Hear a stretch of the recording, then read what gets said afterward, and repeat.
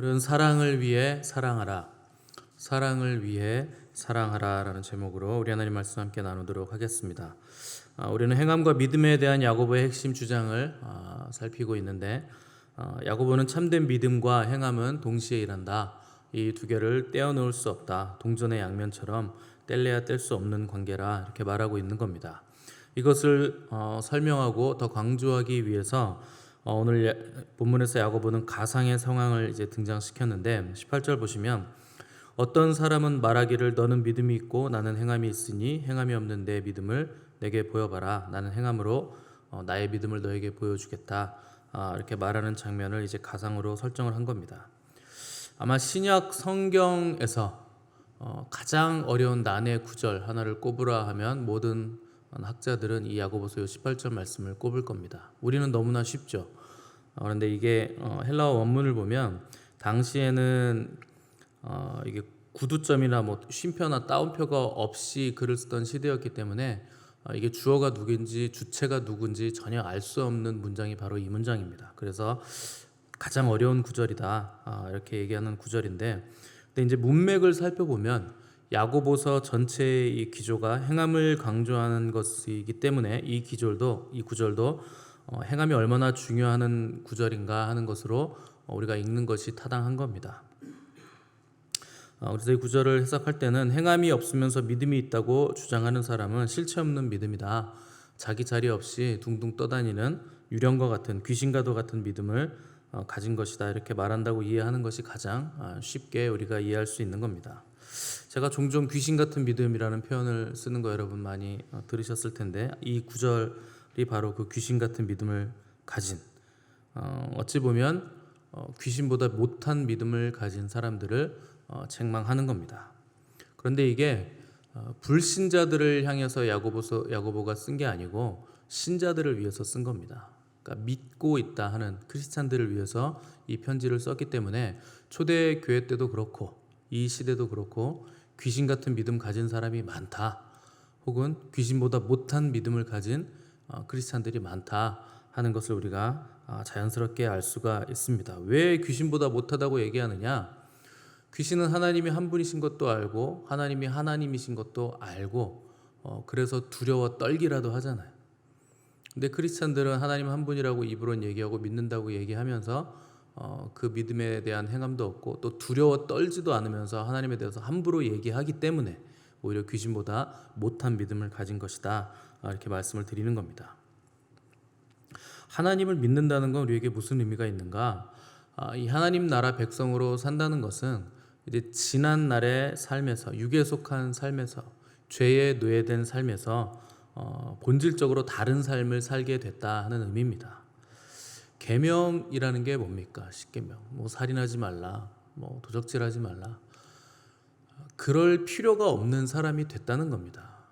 뭐 세상 사람들이야 하나님의 자녀가 아니기 때문에 자기가 자기 힘으로 무언가를 쟁취하고 올라가야 되기 때문에 사람을 밟고 일어서야 되고 살인까지도 불사하는 그런 삶을 살아야 되지만, 너희는 그런 사람이 아니다.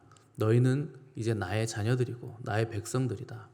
미워할 필요 없고 시기할 필요 없고 뭐 누구 밟고 올라설 필요 없다. 하나님을 믿으면 하나님께서 이끌어 주시는 대로 가면 하나님이 세우시고 하나님께서 올라가게 해주실 것이니 너희는 이웃을 사랑하라. 이것이 바로 계명입니다. 그러니까 하나님 나라의 백성이라 하는 것은 삶의 변화가 나타난다. 이전과는 완전히 다른 삶을 살게 되었다 하는 뜻입니다. 이 변화는 내면에서부터 일어나는 변화이지만 내면에서 변화가 일어났기 때문에 겉으로 보이는 삶의 모습에서도 반드시 변화가 나타나게 돼 있다 하는 것이 야고보의 주장입니다. 우리가 좋은 교회를 만나고 좋은 목사를 만나고 좋은 성도들과 함께 신앙생활하는 것 너무나 복된 일입니다. 근데 좋은 목사, 좋은 성도 만났다고 해서 나도 좋은 성도가 그냥 되는 것은 절대 아닙니다. 건강한 교회 다닌다고 해서 내 신앙도 건강하다라고 착각하는 것은 그야말로 착각입니다. 이 19절 말씀을 보시면 당시 유대인들이 생명처럼 여기는 신명기, 이 쉐마 말씀을 끌고 온 것인데, 쉐마의 첫 번째 핵심은 우리 하나님 여호와는 유일한 하나님이시다 하는 겁니다. 그러니까 유일하신 하나님을 믿는 것, 너희들이 목숨처럼 여기는 쉐마의 말씀, 너희들이 믿는 것 잘하는 거다. 맞다. 하나님은 유일하신 하나님이시다. 그런데 정말 하나님이 유일하시다고 믿는다면, 다른 신이 없다고 믿는다면 오직 유일하신 하나님 그분만을 너희들이 사랑해야 마땅한 것이다. 이렇게 얘기를 하고 있는 겁니다. 그러니까 많은 사람들이 쉐마의 앞부분은 인정을 합니다. 이스라엘아 들으라. 우리 하나님은 유일하신 하나님이시니 까지는 인정하는데, 그 뒤에 너는 마음을 다하고 뜻을 다하고 힘을 다하고, 또 우리 주님께서 추구하셨던 것처럼 너의 목숨을 다해서 하나님을 사랑하라 하는 쉐마 뒷부분의 이 요구는 행하지 않고 있다 하는 것을 야고보가 오늘 지적을 하고 있는 겁니다. 자, 그러면 어떻게 해야 하나님을 사랑하는 것인가? 심플합니다. 계명을 지키는 것이 하나님을 사랑하는 겁니다.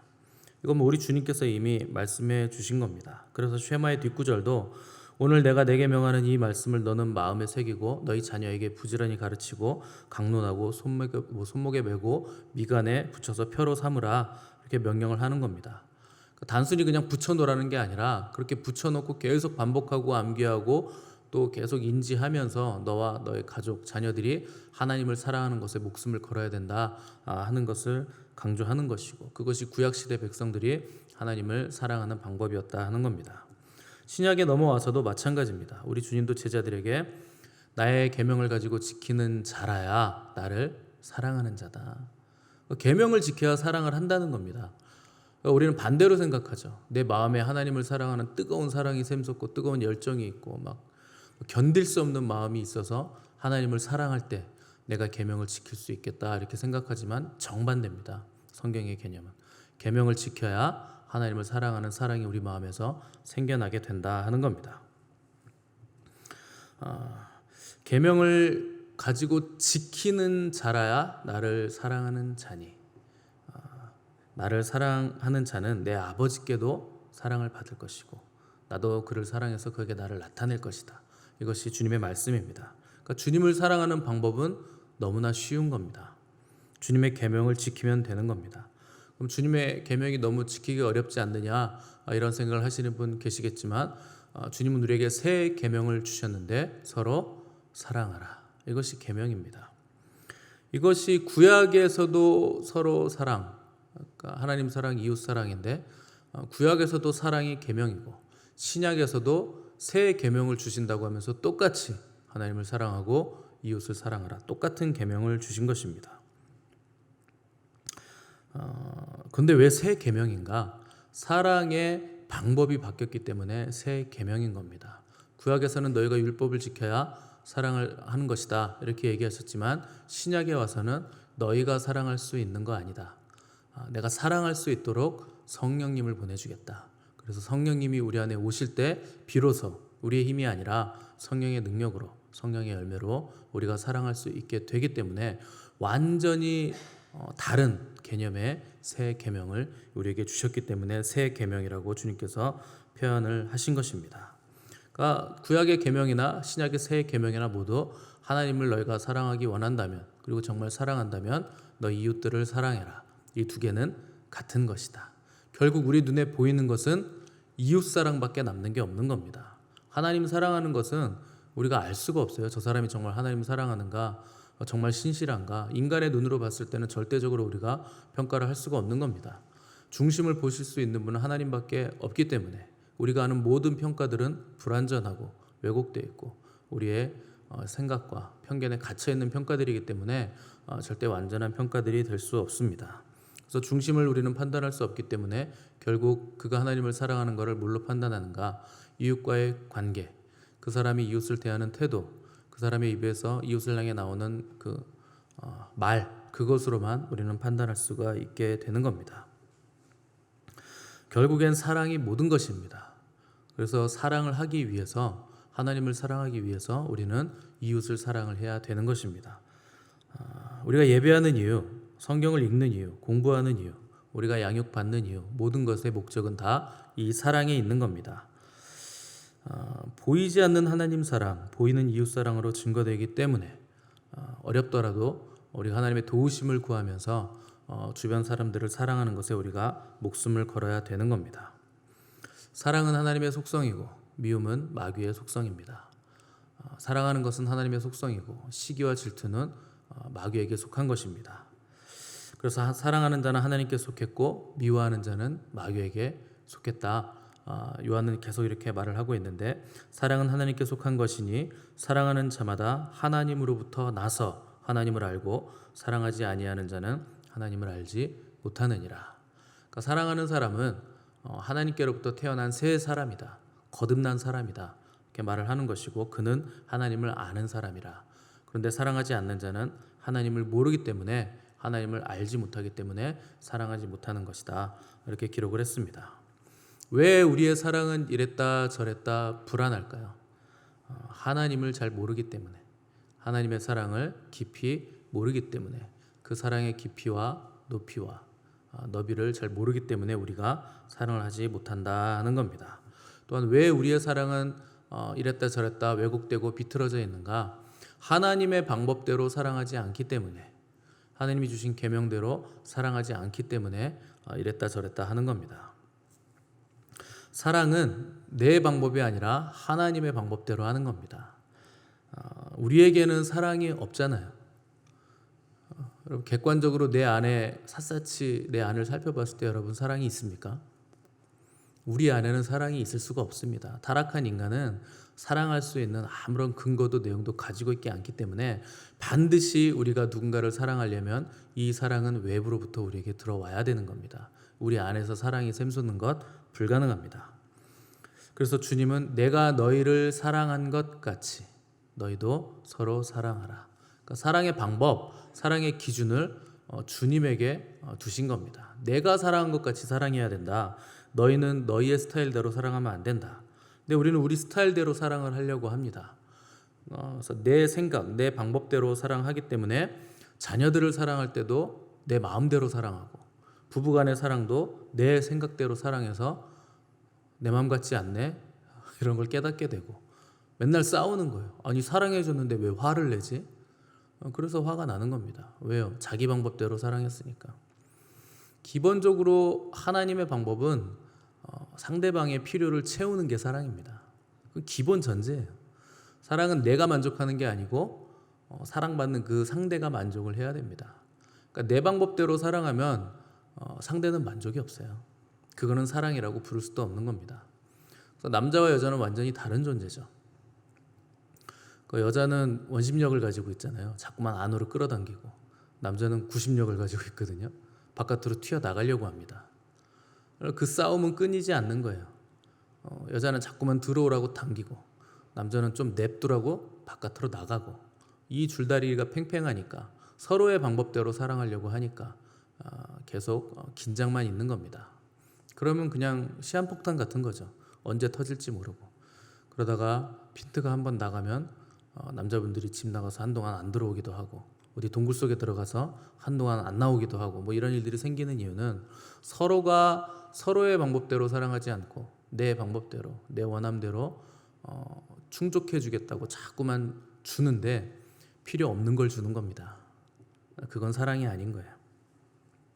자녀들은 왜 이렇게 삐딱하게 나갈까요? 내 방법대로 사랑했으니까.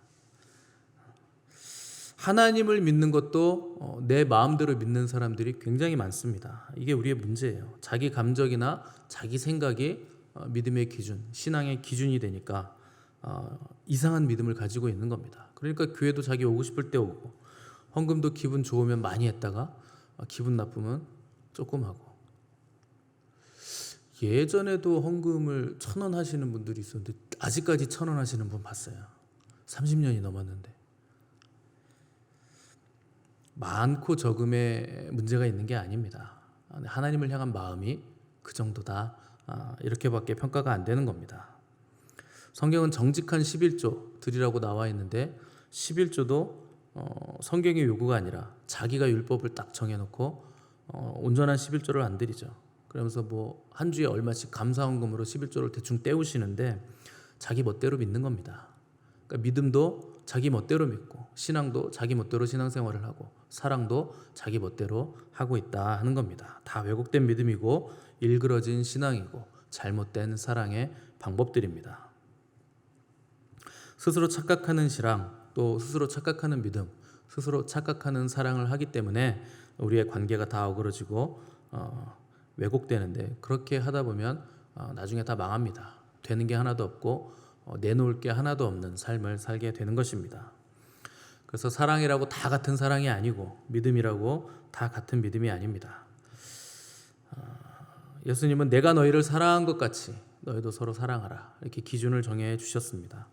이 사랑은 한계가 없는 사랑이고 또 원수까지 사랑하는 사랑이고 목숨까지 내어주는 사랑입니다. 그래서 베드로가 수제자니까 예수님께 뭔가 자기 의를 드러내려고 할 때, 주님, 제가 몇 번 용서할까요? 7번까지 정도는 해야 되겠죠. 주님이 7번씩 70번이라도 용서해라, 이렇게 말씀하셨습니다. 그러면 딱 490번 용서하라는 말씀이시죠. 491번째부터는 국물도 없는 거죠. 한계가 없이 용서해야 된다 하는 겁니다. 근데 한국 사람들은요, 이 한국인의 정서가 있는데 용서가 몇 번까지 될까요? 한국 사람은. 저게 저번에도 그러더니 이번에 또 그러네. 2번째 그랬으니까 다음번엔 국물도 없어. 3아웃, 3번 끝이야. 이게 한국인의 정서거든요. 한국인은 딱 3번입니다. 3번째는 용서가 없죠. 굉장히 비성경적인 겁니다. 70번씩 7번 무한히 한계 없이 사랑을 하라는 것인데, 3번 만에 끝나버리는 사람은 하나님도 모르고 예수님의 사랑도 모르고 십자가의 은혜가 뭔가 하는 것을 아무것도 모르고 있는 사람입니다. 누가 하나님의 사람인가? 하나님의 방법대로 사랑하는 사람이 하나님의 사람입니다. 누가 그리스도의 제자인가? 그리스도가 제시한 그 방법과 길을 순종하는 사람이 그리스도의 제자입니다. 입으로 한 분 하나님 믿는다 고백하고 성찬식을 매주 하고 그 먼 이스라엘까지 요단강까지 가서 세례를 받는다 한들 사랑하지 않으면 아무 소용이 없는 겁니다. 외적인 것들은 아무 소용이 없는 겁니다. 그래서 그걸 귀신 같은 믿음, 귀신보다 못한 믿음이라 이렇게 부르는 겁니다. 귀신은요, 하나님 두려워할 수는 있어도 사랑하지는 못합니다. 귀신은 악한 영이기 때문에 성령을 받지 못합니다. 그 자체가 악령이기 때문에. 그래서 회개도 못하고 천국에도 들어가지 못합니다. 그러나 우리는 성령을 받은 사람들이에요. 우리는 얼마든지 사랑할 수 있고 얼마든지 회개할 수 있고 얼마든지 돌이켜서 하나님을 더욱더 사랑할 수 있는 사람들입니다. 물론 우리의 힘으로는 사랑할 수 없지만 우리 안에 계신 성령으로 말미암아 하나님의 사랑이 우리 마음에 부은 바 됨이니, 그래서 우리는 사랑할 수가 있는 겁니다. 그래서 성령의 첫 번째 열매는 사랑입니다. 또한 믿음, 소망, 사랑, 이 세 가지는 항상 있을 것인데 그 중에 제일은 사랑이라. 믿음이 있으십니까? 여러분, 그럼 그 믿음은 사랑으로 증명이 반드시 돼야 됩니다. 구원의 소망이 있으십니까? 그러면 사랑으로 여러분은 그 소망을 붙드셔야 됩니다. 그래서 사랑만이 모든 것을 가능케 하는 것입니다. 사랑은 가장 크고 가장 뜨거운 용광로와 같은 것입니다. 모든 것을 녹일 수 있고 모든 것을 용해시킬 수 있는 것이 바로 사랑입니다. 모든 것을 참으며 모든 것을 믿으며 모든 것을 바라며 모든 것을 견디느니라. 사랑이 될 때까지 여러분 포기하지 마시기 바랍니다. 끊임없이 성령님의 도우심을 구하시고 성령님의 충만을 유지하시고 그렇게 삶을 살 때 우리에게 성령의 열매들이 맺혀가게 될 것이고, 갈수록 커지는 그리스도의 사랑이 우리를 강권하여서 교회다운 교회, 성도다운 성도로 우리를 이끌어 가실 것입니다. 이 놀라운 사랑의 역사가 저와 여러분과 우리 교회에 있기를 간절히 바랍니다. 함께 기도하겠습니다.